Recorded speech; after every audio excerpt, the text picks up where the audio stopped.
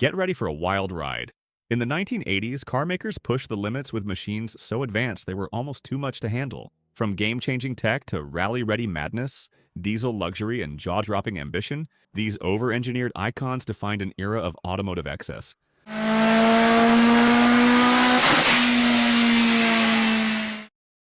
Number 1. Peugeot 205T16. The Peugeot 205T16 is a quintessential example of an over-engineered car, designed not for the masses but as a homologation special for rally racing. Introduced in 1984, it was a road-going version of Peugeot's dominant World Rally Championship car, blending extreme performance with cutting-edge technology. Its compact, boxy design, based on the popular Peugeot 205 hatchback, was deceptive, hiding a mid-engine four-wheel drive monster. What made it over-engineered was its complexity for a small hatchback. It featured a mid-mounted 1.8-liter turbocharged inline-four engine, producing 200 horsepower in road trim and up to 500 horsepower in rally spec, paired with a sophisticated four-wheel drive system and adjustable suspension. The car also had a carbon fiber and Kevlar body for lightness, a full roll cage, and advanced aerodynamics, all of which were excessive for a road car but essential for rally success. This complexity came at a cost. The 205T16 was notoriously difficult to maintain. Its mid-engine layout, rare materials, and rally-derived tech meant parts were scarce and expensive. The turbo, transmission, and four-wheel drive system required constant attention, and only 200 road-legal units were built to meet homologation rules, making it a niche vehicle with sky-high repair costs. Its price tag in the mid-1980s was astronomical for a hot hatch, further fueling the over-engineered perception. Performance was staggering for its time, with a 0 to 60 mile per hour time of around 6 seconds and a top speed over 130 miles per hour, rivaling supercars. The interior was Spartan, focused on functionality with racing seats and minimal luxury, prioritizing weight savings over comfort.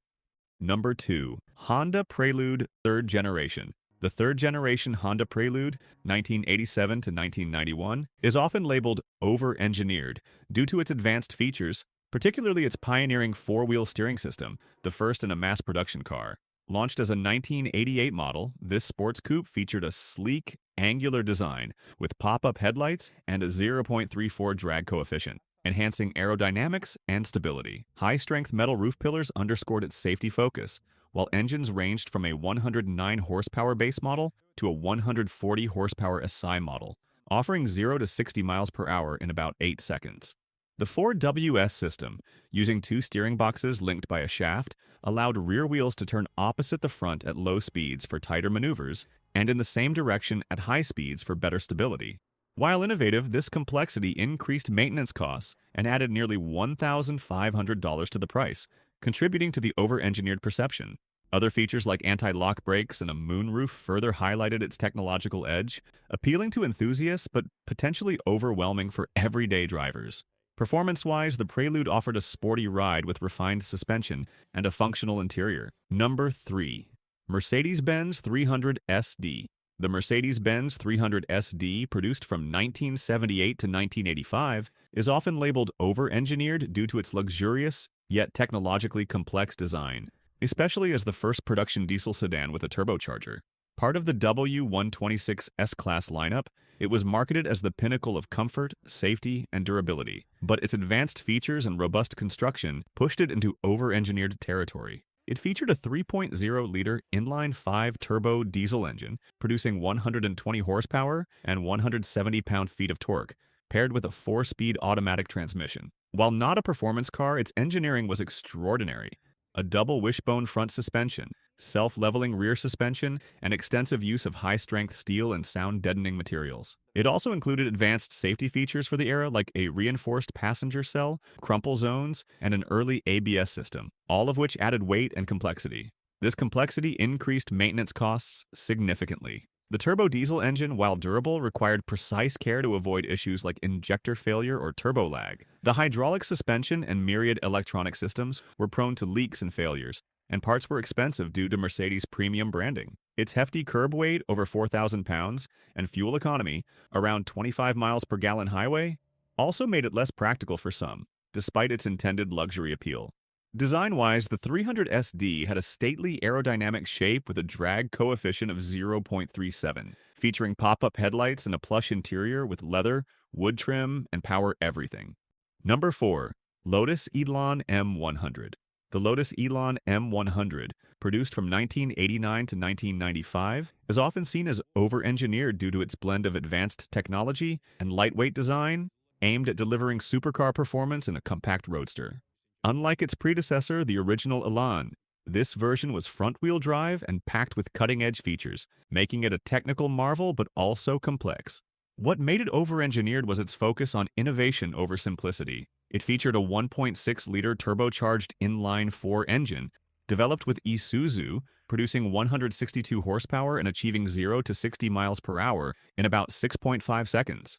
Its lightweight fiberglass body, weighing just over 2,400 pounds, was paired with a sophisticated multi-link front suspension and a sophisticated electronic traction control system, rare for the time. It also had a variable assist power steering and an advanced interior with digital displays, all of which added layers of complexity. This complexity led to maintenance challenges.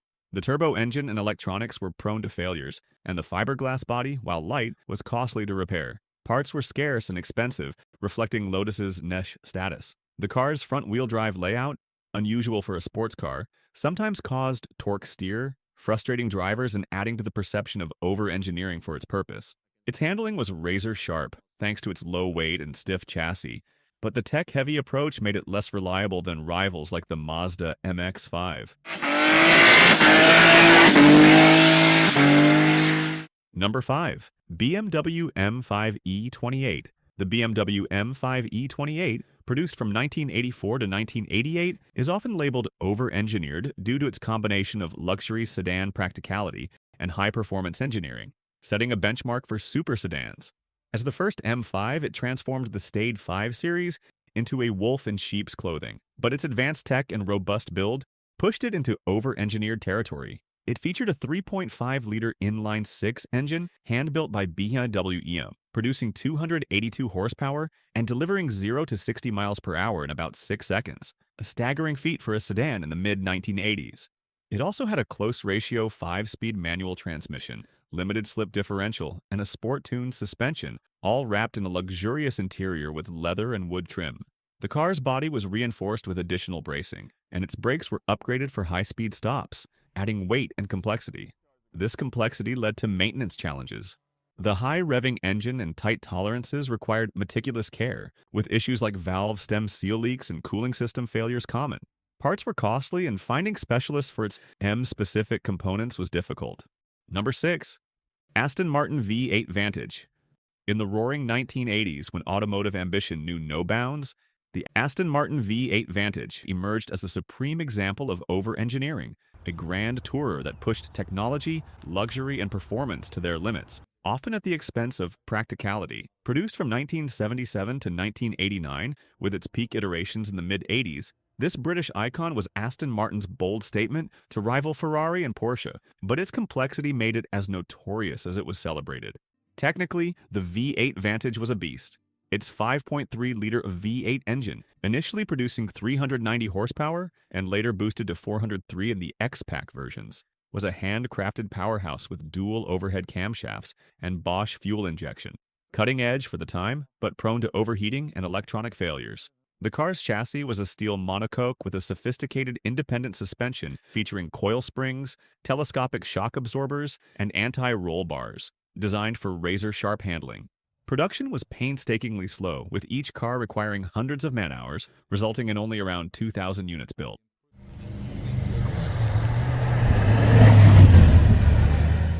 Number 7. Vector W8. In the late 1980s, the Vector W8 emerged as America's boldest attempt to rival European supercars, but its over-engineering made it as infamous as it was ambitious. Produced from 1989 to 1993 by Vector Aeromotive, founded by Gerald Wiegert, only 17 customer cars and 2 prototypes were built, a testament to its rarity and complexity. Inspired by the Alfa Romeo Carabo and fighter jets, its wedge-shaped design featured a carbon fiber, Kevlar, and fiberglass body over an aluminum semi-monocoque chassis bonded with 5,000 aircraft rivets. A clear sign of its aerospace obsession, power came from a mid-mounted, twin-turbocharged 6.0-liter V8, initially claiming 625 horsepower and 649 pound-feet of torque, with potential for up to 1,200 horsepower at higher boost. Paired with a modified GM 3-speed automatic transmission, it promised 0 to 60 miles per hour in 3.9 seconds and a top speed of 242 miles per hour. Though independent tests suggested 218 miles per hour was more realistic. Its fighter jet-inspired interior included leather Recaro seats, a digital dashboard, and no power steering or ABS to save weight,